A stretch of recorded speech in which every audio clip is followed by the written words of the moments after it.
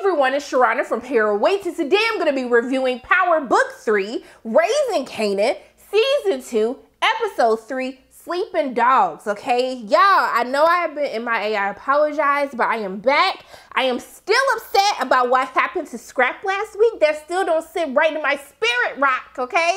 But let's go ahead and get into this week's episode. So the episode opens up, we're in the store with Juliana all in her TV screen, okay? But what she did see in her peripheral, okay? Because them women with the peripheral view, she was looking at them boys trying to sell them little nasty magazines. She saw you, skedaddle, go home. But she's so busy watching the show, I was like, it's late at night, so she can't be watching soap opera. So what is so funny on the show that she don't even see that she getting robbed? Not really robbed, but really kidnapped. But can I just have a side note? Because at the end of the day, that Tahitian treat, if y'all have never had a Tahitian treat soda, when I say that soda will bless your soul, okay, it will take you to the heavens and above, having a Tahitian treat. Like, it made me want to go to the gas station just to get one. But you can't go to any gas station. You got to go to like a little corner store type of gas station to go ahead and get the Tahitian treat. It can't look nice inside, okay? But we see that she has a gun pointed to her head by Unique. I can't help it. I'm sorry. Blame Beyonce. Every time I see Unique now, that's what happens in my head. I'm sorry. I apologize. So if I say it again, just charge it to my mind, not to my heart, okay? So we see that Unique is holding, has a gun to Juliana, and we see that basically we later end up finding that he's kidnapped her and has stolen all of Rock's money. So we see that when Kanan comes outside, Howard is waiting for him at the car. I would say waiting for you at the door, but he was waiting for him at the car because we saw in last week's episode that Howard told Rock, hey, I know that Kanan is the one who shot me, but I also know he's my son, so I'm not going to snitch on him or anything like that. I just want to have a relationship with my son. And he was like, I gave you time to do what you needed to do, but you didn't do that because instead you sent him to kill me, which is really shady. Ooh, I ain't gonna never forgive Rock for that. But we see that he's waiting for him when he comes outside, and Howard asks to speak to him for a little bit, and he tells him like, hey, I'm your father. You know, he was like, the whole story about how me and your mom got together, that's like a story for a different day. But that fake laugh that Kanan gave him, I was like, sir, no, he's being serious. And then when he realized that he was being serious, he kind of looking like, what? Because at this point, if he believes that Howard is his father, then you got to look at Rock like, so if you knew he was my father, why would you send me to go kill my father? Like, that don't even make sense. So Kanan real messed up right now, as he should be, because like, what mother tells their son to go kill their father, who's also a cop? Like, the parenting right now, it's not massive for me. So he tells him like, I want to be in your life. I want to be there for you. He was like, your mom is probably going to tell you that I'm crazy. And, you know, he was just like, I'm not. Like, I am fully aware of everything that's happening. Like, I didn't believe in myself. Kanan was shook. He was still a little bit shook.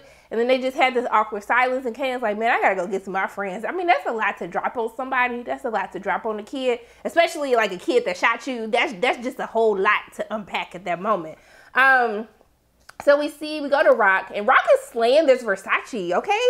That red fit with the little corset fit, I was like, okay, you better slay. You still a liar of all liars, but you better slay, girl. So Rock wants to start franchise. She wants to expand the business into New Jersey this time, and we see from the previews in next week's episode that it's probably going to be a problem with the Italians. I do agree with Marv. I think that Rock is doing a bit much too fast. I think that she's moving a little bit too fast, but you know, once Rock got her eyes set on something, she gonna do what she gotta do.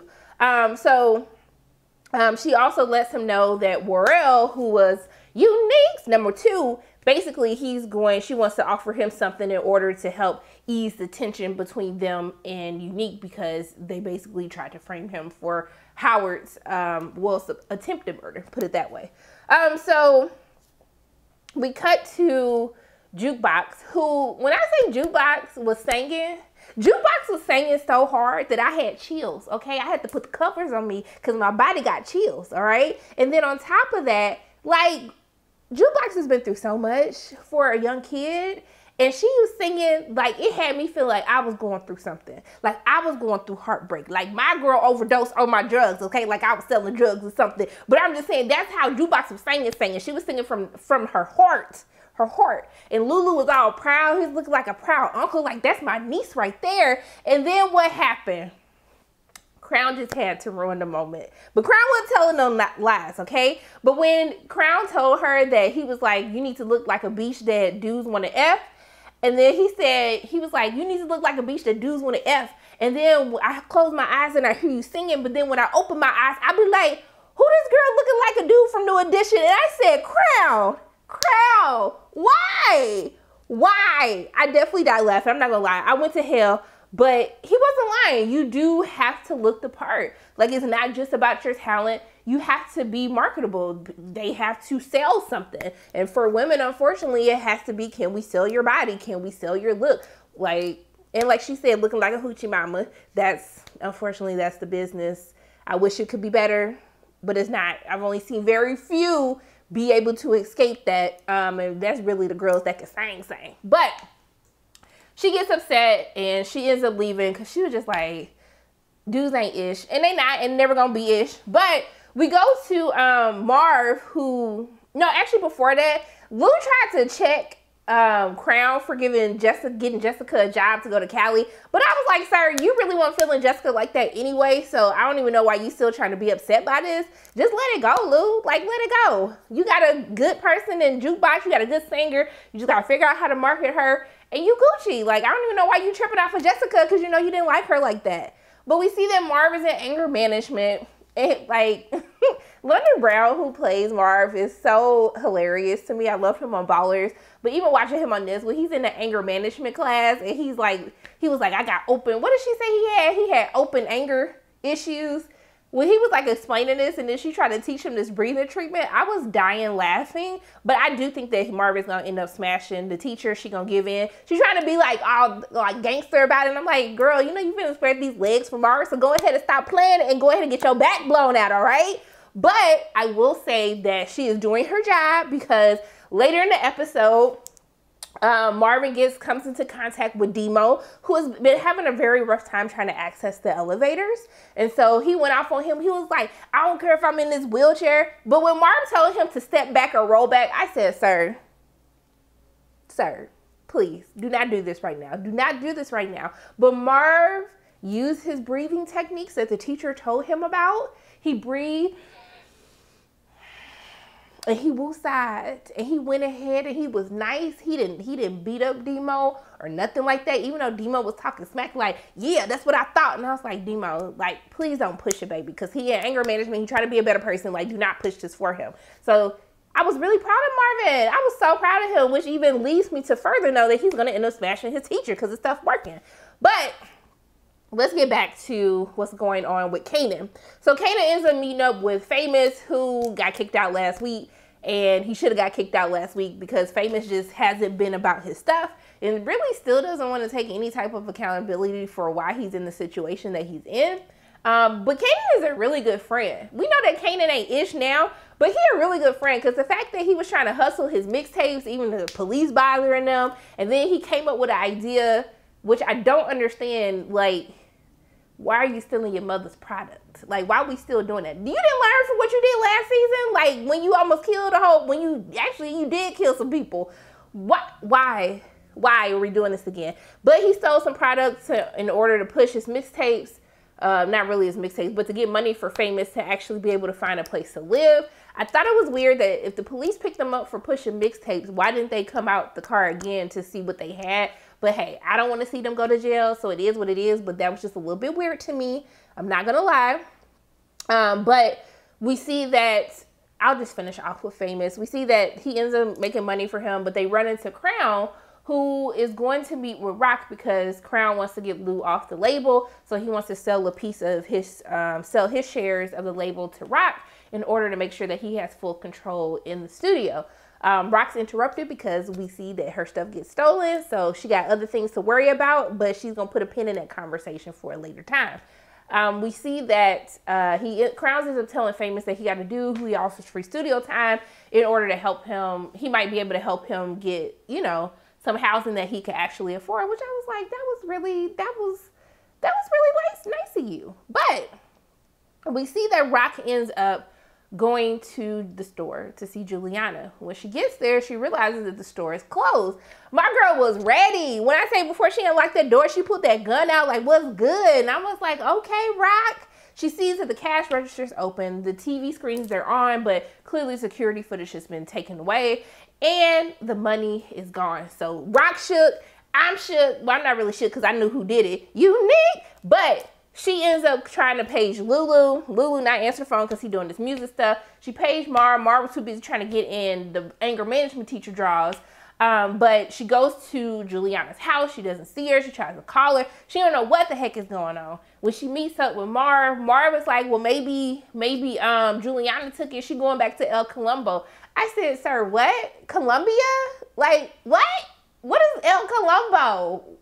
But Rock is like, no, she wouldn't do that. And, you know, her cousins are providing, you know, they're in business with Rock. So if she's stealing from her, then she's stealing from her cousins as well, which wouldn't fare well for Juliana anyway. So she was like, no, there is like something more that's happening. And so this is when she figures that it's Unique. And so she still can't get a hold of Lou. So she's very upset. So she goes to the recording studio, and this is where she's introduced to Cartier and Jessica 2.0, aka Zima. First of all, let me just be honest. She don't do nothing for me singing wise. Like, I don't know if it's just me. Am I being a hater? But like, she's not doing nothing for me. Like Jessica 2.0. So I'm really just trying to figure out, like, Lou, if you just want to get in her jaws, get in her jaws. But like, wasting money when you got Jukebox right here, I just don't. I don't understand. It's not matching for me. But when Cartier thought he was going to do this little Shakespeare sonnet, like that was going to move Rock in any way, shape, or form, she was like, I know you. And let me talk to Lou. Okay.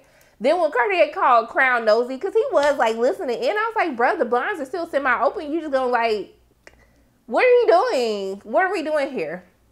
So she decides that she tells Lou what's happening, tells him like, get your head in the game. You too busy worried about this music, but you need to be worried about this money that paid for you to do your music. So she tells him that she's going to talk to Royal, and she meets up with him. And basically she just like threatening him because she's like, bruh, the only reason I hired you is so we wouldn't have no issues with Unique. But if we got issues, then baby, it's not looking like that you're useful to me anymore. So she basically threatened him because, like, of course, if Unique is doing something, they're going to obviously assume that Royal has something to do with all of this. But in the meantime, Detective Burke, y'all, Shannon irks my soul. I really don't know why we keep focusing on Shannon in these episodes because I don't like her. Like, she can go. I'm okay with it. No shade to the actress who portrays her. You do a great job because you make me not like Shannon. But she's talking to her daddy. She don't trust Howard, or she feels like there's something he's hiding. But I'm just like, girl, mind your business. Like, mind your business, okay? Then she's talking to Adina, which I was like, Adina, I don't know what Shannon put down on you, honey. But when I say you still whipped, telling her you broke my heart, but I always love seeing you. I said, excuse me, for the people that broke my heart, I don't want to see you. I don't want to hear your name. I don't know. It's a pleasure to see. No, it's not a pleasure to see you. What did Shannon really broke it down on Adina? Because the way that she's trying to talk to her about Howard, Adina keep bringing back like, well, he's keeping secrets. Well, I know you know about secrets because I was your secret. I said, Adina, let it go, baby. I don't even know how long it's been, but it's clear that Shannon don't care about you. Have some self-respect. When I was watching that whole scene, I was like, girl, stand up. Stand up. Because like ooh. Lord, we just come to you to heal Adina's soul, okay? Because Adina is thirsty. Quench her thirst. Give her some water to have a seat and let Shannon be, because Shannon don't want her, okay? In Jesus' name, amen. So, because Adina was rude, baby. She got it bad. She got it bad, right? So she basically leaned into her like, she's like, girl, if Howard being a better person now, let him be a better person and just chill. Do what you got to do. Talking about, well, you're being a good partner. No, she's being nosy and she needs to mind her business. If this isn't affecting what they're doing on the streets, she out here like sitting outside his house while he breaking down somebody's back, which he was really disrespectful to that lady, talking about, what does your son think about what you do? And I'm just like, sir, I know you're trying to find yourself in this world as a father now, But like, you can't just be disrespecting people because you weren't worried about that when you was paying her so you could blow her back out. So I'm just like, what was the purpose? So I'm really happy that she raided him for filth. But she's following him outside his house. She's just doing a lot. She's just doing too much for me. It's too much. Ugh. That's it for Shannon. Let me talk about Jukebox finding her mama. So Jukebox, she up here down the street, like stalking her mother, which I was just like, girl, you don't feel somebody following you? Because Jukebox was not trying to like blend in at all. She ends up following her to the church. And mama was singing. Well, she's like, what?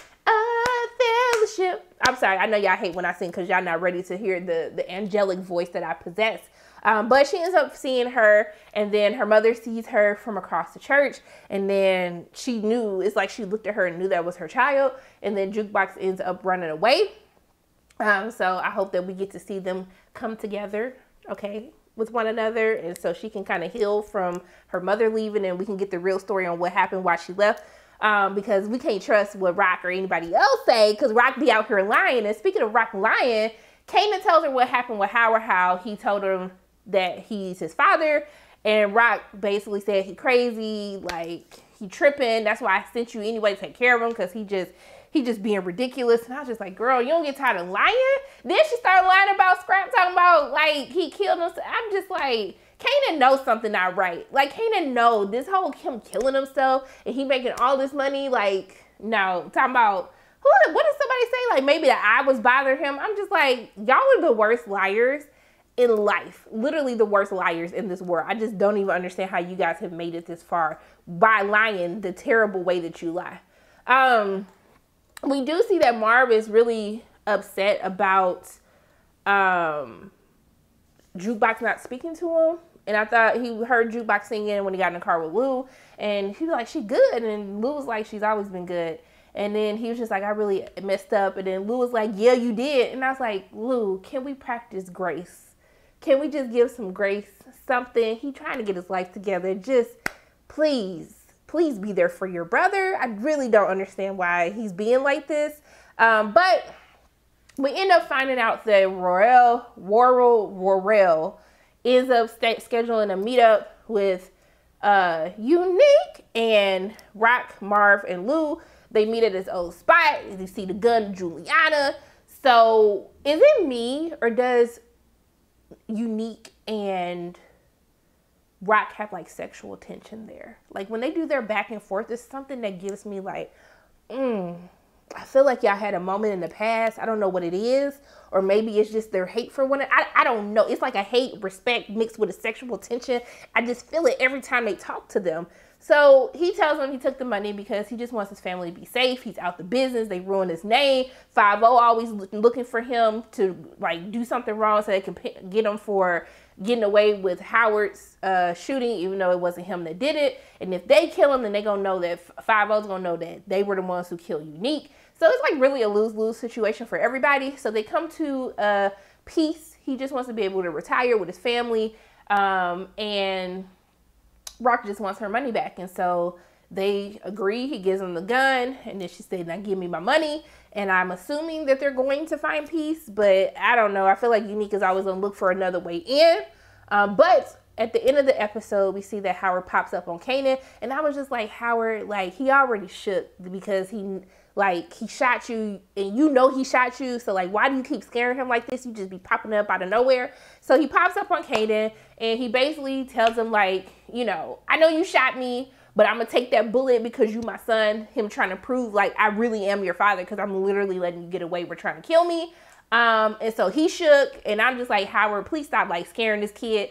He gonna have a heart attack if you pop up on him like this one more time. So I don't know what's gonna happen, but I will say that the music choice for Backstabber was really a perfect musical A and B selection for the outro music for the credits. Yes, there's a lot happening, and I'm liking how they're setting all of this up. What's gonna happen with Howard knowing about Kanan, Shannon being nosy, like what happens, because I'm pretty positive she's like the nosiest person that I know outside of Crown. What's gonna happen when she realizes that Kanan is the one that shot him, and the fact that Kanan is Howard's son. I just want this backstory on how Howard and Rock got together, how they kept this a secret, what happened. I really need this backstory because I'm just nosy like that. But I'm very interested to see what's going to happen. I think that's my favorite storyline right now, is just understanding like the history between Rock and Howard. I do want to see what's going to happen with Rock and the Italians, because I'm just like, now sis, I be with you. I'm all here for this female entrepreneurship. But you trying to mess with the Italians? Like, I don't know, Rock. I don't know how that's going to play out for you. It's not looking too good for you, girl. And what's going to happen when Kanan finds out that Rock is a liar? What's going to happen with that? I don't know, but I'm very excited to see this. Overall, I like this episode. I think that they know how to keep our attention, keep us engaged the entire time. I didn't feel like it was any dead space. And I do like the comedy that they're adding with Mark's character, but also still showing the serious side, because he's still torn up about his relationship and how he messed things up with him in Jukebox. But yeah, overall, I like this episode. Outfits still pop fire. If you have not tried Tahitian Treat, just go ahead and get your life and thank me later in the comment section, because it's finna change your life, okay? So those are my thoughts on Power Book 3, Raising Kanan, Season 2, Episode 3, Sleeping Dogs. As always, my name is Sharana from Pair Weights, and if you like what you saw today, make sure you hit the like button, hit subscribe, share this video with your friends, and make sure you hit that notification bell. And I love you guys 3000. And until I see you again, bye.